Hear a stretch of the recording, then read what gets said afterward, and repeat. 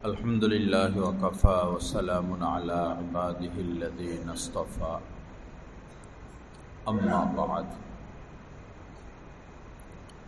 فأعوذ بالله من الشيطان الرجيم بسم الله الرحمن الرحيم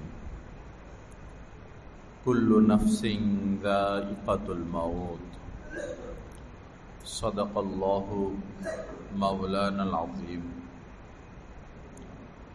اللهم صل على سيدنا مولانا محمد وعلى آل سيدنا مولانا محمد وبارك وسلم استغفر الله الذي لا إله إلا هو الحي القيوم وأتوب إليه আল্লাহ পাক জাল্লা জালালুহু আমাদের সবাইকে মাফ করে দেন।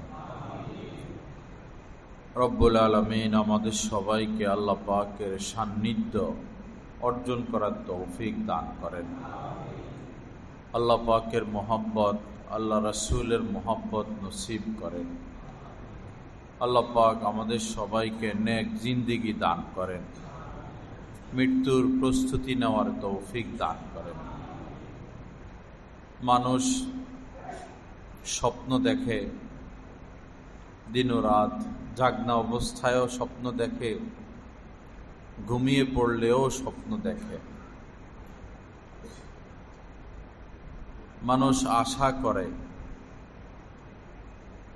স্বপ্নেরও শেষ সীমা নেই, আশারও শেষ সীমা নেই।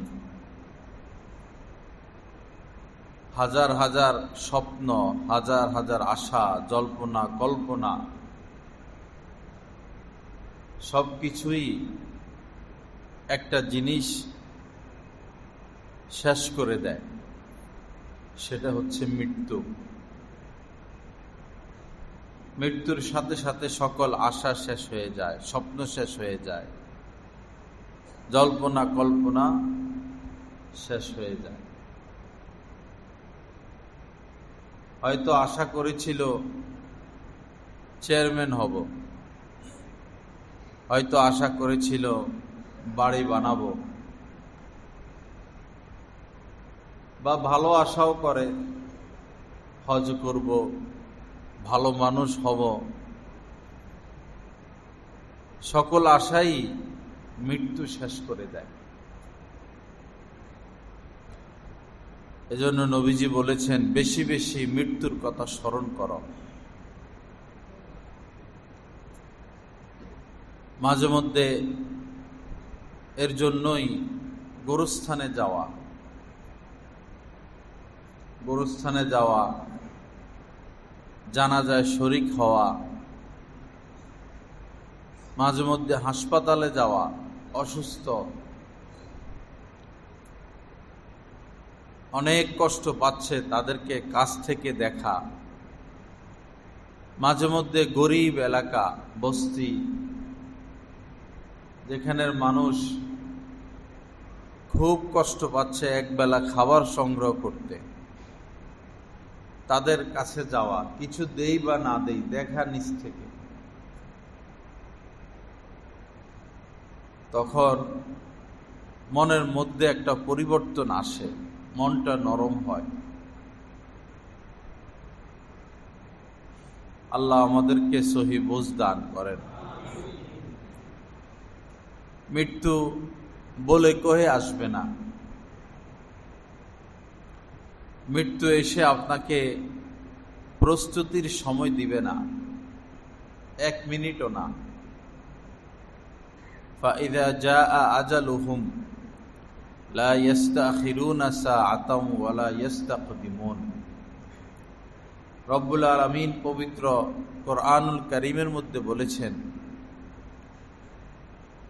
যখন নির্ধারিত সময়ে, নির্দিষ্ট সময়ে কাহারও মৃত্যু চলে আসবে, মালাকুল মউত চলে আসবে, মৃত্যুর নির্দিষ্ট সময় চলে আসবে, 1 মুহূর্ত আগ পিছ করা হবে না, না 1 সেকেন্ড পরিমাণ সময় বৃদ্ধি করা হবে, না এর আগে তার জান কবজ করা হবে। যথা সময় হয়ে যাবে। কোনো রাজা বাদশাহ, কোনো ডাক্তার, কোনো আলেম ওলামা, কোনো শিল্পপতি, কোনো বিশেষ ব্যক্তি তার মৃত্যুকে আগেও ঘটাইতে পারবে না, পরেও ঘটাইতে পারবে না, সময় মতো হয়ে যাবে। এজন্য অন্য আয়াতে কারিমার মধ্যে রব্বুল আলামিন বলেছেন, আইনামা তাকুনু ইউদরিকুমুল মাউত, তোমরা যেখানেই থাকো না কেন মৃত্যু তোমাদের নাগাল পাবেই, মৃত্যু তোমাদেরকে ধরবেই, গ্রাস করবেই, পাকড়াও করবেই। এজন্য বিদেশ যাওয়ার আগে একটা প্রস্তুতি থাকে, বেড়াইতে যাওয়ার আগে একটা প্রস্তুতি থাকে, সকালবেলা কাজে কর্মে যাওয়ার আগেও একটা প্রস্তুতি থাকে। অনুরূপভাবে সার্বক্ষণিক মৃত্যুর একটা প্রস্তুতি আমাদের মধ্যে, মৃত্যুর প্রস্তুতি কেমন যেন দৈনন্দিন যতগুলো কাজ করি সব মৃত্যুর প্রস্তুতি নিচ্ছি, আমরা মৃত্যুর জন্যই প্রস্তুতি নিচ্ছি। এই দুনিয়া আসল দুনিয়া না, আসল থাকার জায়গা না। এখানে পাঠানো হয়েছে মৃত্যুর প্রস্তুতি নেওয়ার জন্য। কাহারও হায়াত 30, কাহারও 40, 50, 60, 70, 80 এরকম, যাকে যতটুকু হায়াত দেওয়া হলো কেমন যেন মৃত্যুর প্রস্তুতি নেওয়ার জন্য। মৃত্যুর প্রস্তুতি নাও। কুল্লু নাফসিন যায়িকাতুল মাউত, যার মধ্যেই প্রাণ আছে, প্রাণী, তাকে আজ নয় কাল মৃত্যুর স্বাদ আস্বাদন করতে হবে। এই স্বাদটা কেমন? বহু স্বাদ মানুষ বর্ণনা দেয়। আম এমন স্বাদ লাগে, কমলা এমন স্বাদ লাগে, কাচ্চি বিরিয়ানি এমন স্বাদ লাগে, ফুলের গ্রান এমন স্বাদ লাগে, মজা লাগে। কিন্তু কোনো ব্যক্তি এটা বলতে পারে নাই মৃত্যুর স্বাদটা কেমন, মৃত্যুর যন্ত্রণা কেমন।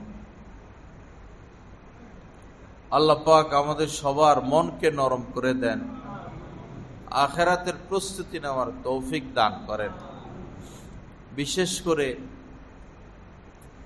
মা বাবা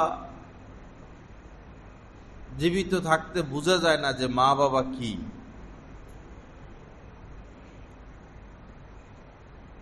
কেউই বুঝতে পারে না। যার মা আছে, যার বাবা আছে জীবিত, সে এটা অনুধাবন করতে পারে না। যখন বা যেদিন তার মা চলে যাবে, পর্যায়ক্রমে সে বুঝবে যে মা নামক নিয়ামত আল্লাহ পাক যে দিলেন, কি নিয়ামত দিলেন, আর এখন কি নিয়ামত হারালাম। আল্লাহ দিলেন কি নিয়ামত আর হারালাম কি নিয়ামত। এটা থাকা অবস্থায় কেউ বুঝবে না, বুঝেও না। অনুরূপভাবে বাবা তো বটবৃক্ষের মতো, যেদিন বাবা থাকবে না সেদিন একজন মানুষ বুঝবে যে বাবা কি জিনিস। ভালোবাসা, বন্ধুও বন্ধুকে ভালোবাসে, স্বামী স্ত্রী একজন আরেকজনের প্রতি ভালোবাসা, সন্তানও ভালোবাসে পিতাকে। এই সমস্ত ভালোবাসা কেমন যেন স্বার্থ কেন্দ্রিক। যতক্ষণ আপনি খরচ করতে পারবেন, দিতে পারবেন, তাদের চাহিদা পুরো করতে পারবেন, ততক্ষণ আপনি ঠিক আছেন। আপনাকে বন্ধুর আসনে রাখবে, স্বামীর আসনে রাখবে, বাবার আসনে রাখবে। যখন আপনি যথাযথভাবে দিতে পারবেন না, আপনার আর দাম নাই। আপনার আর মূল্য নাই। স্বার্থ।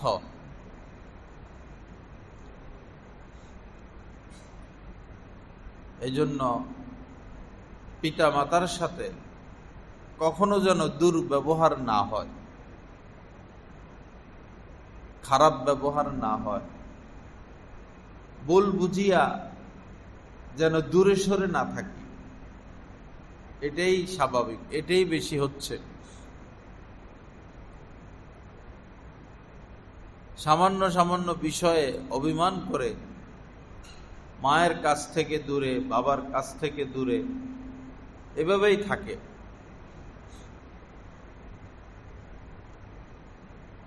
এভাবেই সময় কাটে। হঠাৎ এক সময় শোনা যায় মা অসুস্থ, বাবা অসুস্থ, হঠাৎ শোনা যায় তারা আর নাই।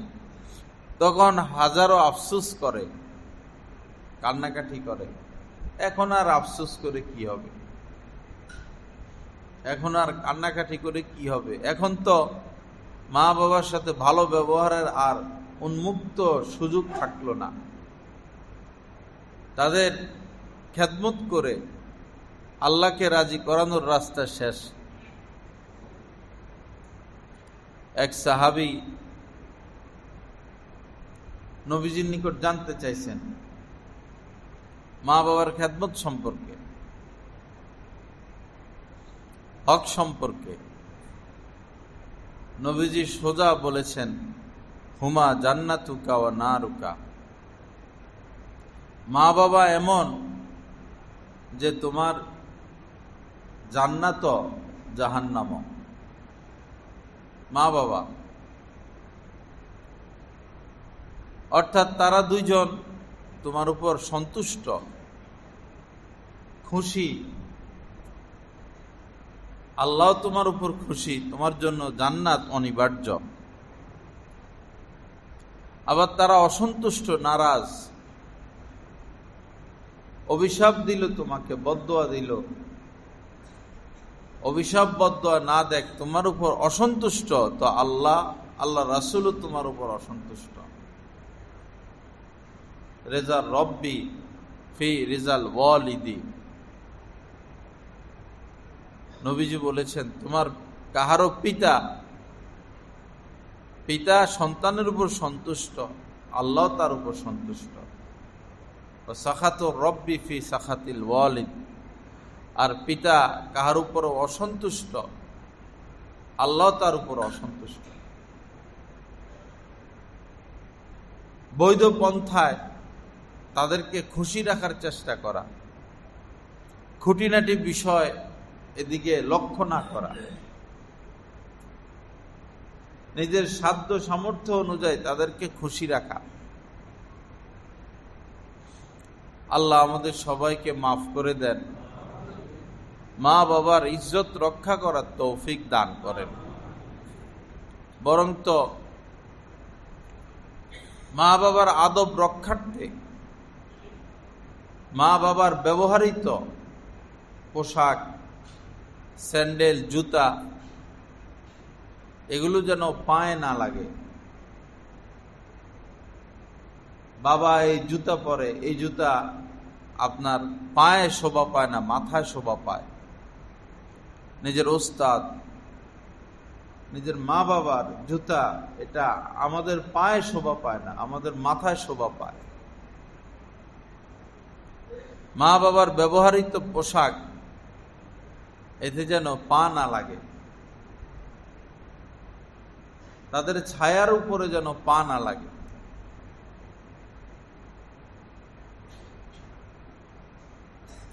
আপনি বসা, আপনার কারণে ফ্যানের বাতাসটা আপনার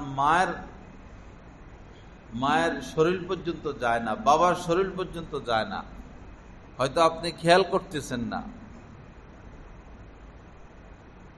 খেয়াল করা উচিত এবং তাদের শান্তির ব্যবস্থা করে দেওয়া উচিত। মা বাবার হকের ক্ষেত্রে সকল মানুষের উচিত সজাগ থাকা, সাবধান থাকা।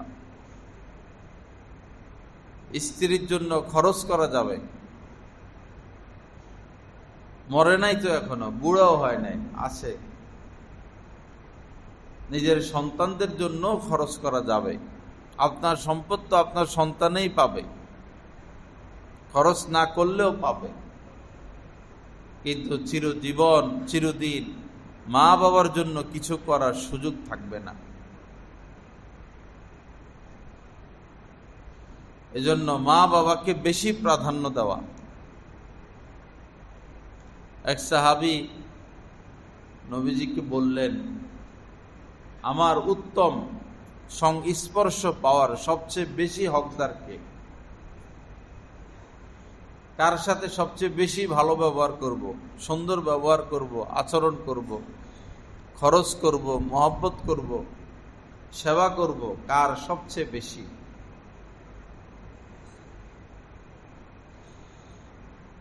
তো নবীজি বললেন, তোমার মা।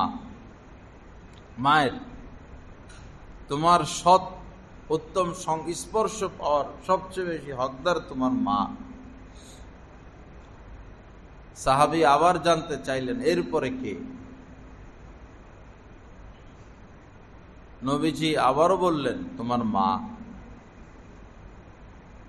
সাহাবী বললেন, এরপরে কে? নবীজি আবারও বললেন, তোমার মা।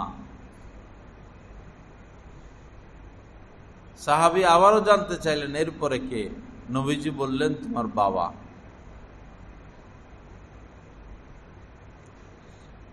বর্তমান সময়ে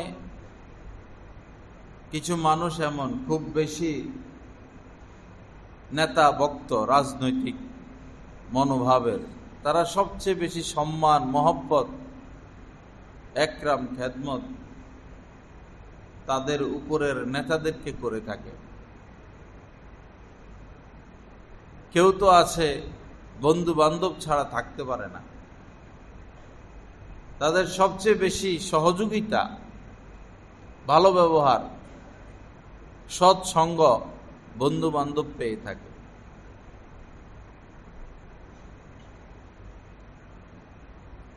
কেউ আছে স্ত্রী ভক্ত, তার সবকিছু তার স্ত্রীর জন্য, অথচ বিষয়টা এমন ছিল না। সবচেয়ে ভালো ব্যবহার সর্বদিক থেকে পাওয়ার উপযুক্ত হচ্ছেন মা। প্রথমে মা, দ্বিতীয় মা, তৃতীয় মা, চতুর্থ বাবা।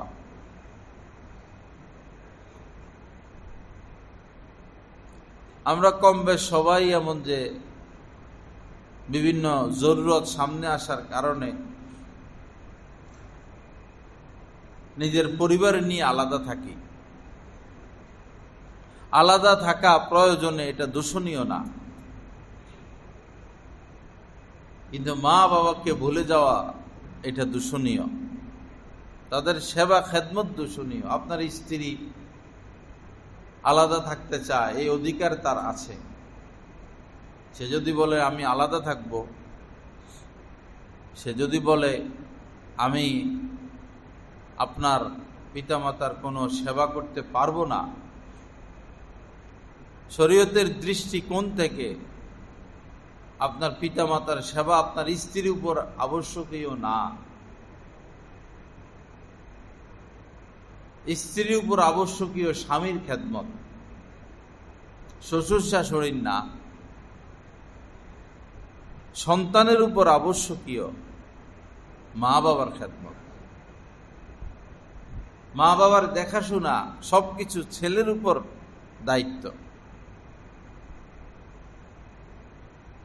আপনি যদি কোনো কারণে স্ত্রী আলাদা থাকে, ওই সময়ও সকাল বিকাল সন্ধ্যা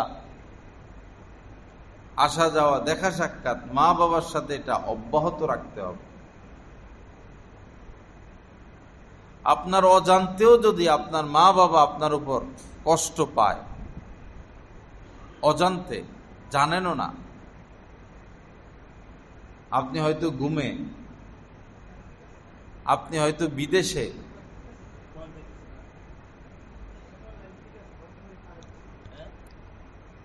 ইচ্ছে করেও না,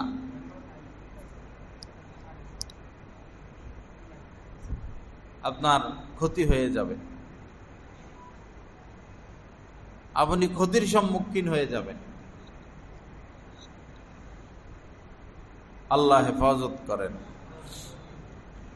আল্লাহ পাক আমাদেরকে মা বাবার কদর করার তৌফিক দান করেন।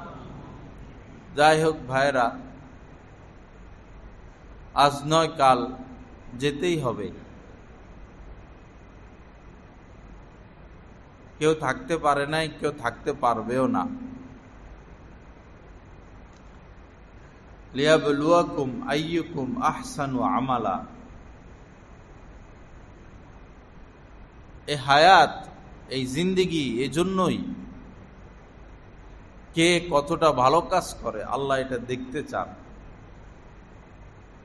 কার কর্ম কত সুন্দর, কার আচরণ কত সুন্দর, কার লেনদেন কত সুন্দর, কার জীবনটা কত সুন্দর, আল্লাহ পাক এটা দেখতে চান, সুযোগ দিয়েছেন। এজন্য নিজেকে সাজাই, নিজের কালো অধ্যায়গুলো দূর করি, কালো আচরণগুলো দূর করি, খারাপটা দূরে সরিয়ে দিই। আল্লাহ পাক দেখতে চান, তিনি পুরস্কার নিয়ে অপেক্ষায় আছেন, আবার পাশাপাশি শাস্তিও অপেক্ষমান, পুরস্কারও শাস্তিও। যার আমল যত সুন্দর হবে তার পুরস্কার আমলের চেয়ে কোটি কোটি গুণ বেশি সুন্দর হবে, আর যার আমল খারাপ হবে, নিকৃষ্ট হবে, তার শাস্তি ওই সমপরিমাণ হবে। এটাও আল্লাহর দয়া। আল্লাহ পাক আমাদেরকে ভালো মানুষ হওয়ার তৌফিক দান করেন। এক মিনিটও আর সময় নাই, যে কোনো মুহূর্তেই মৃত্যুর ঘন্টা বেজে যেতে পারে। এমনভাবে জীবন গড়া, এমনভাবে সময় কাটানো, আপনাকে যদি বলা হয় আর একদিন আপনার হায়াত আছে, যেমন যাদের ফাঁসি হয়ে যায় তাদেরকে বলা হয় অমুক আগামীকাল রাত 12টা 1 মিনিটে আপনার ফাঁসি, তো নিশ্চিত বিষয়টা সরকারিভাবে নিশ্চিত। তখনও মানুষ মন তো এই আশায় থাকে যে হয়তো কোনো না কোনোভাবে আমি বেঁচেও যেতে পারি। সাধারণত আর বাঁচা হয় না, ফাঁসি হয়েই যায়।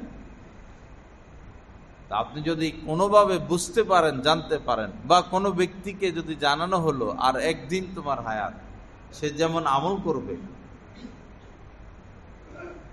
আল্লাহর কাছে মাপ চাইবে, আমাদের উচিত প্রতিটা দিন এভাবে কাটানো। প্রতিটা দিন, আজকের দিনটাই শেষ দিন। 1 ঘন্টা আছে মৃত্যু।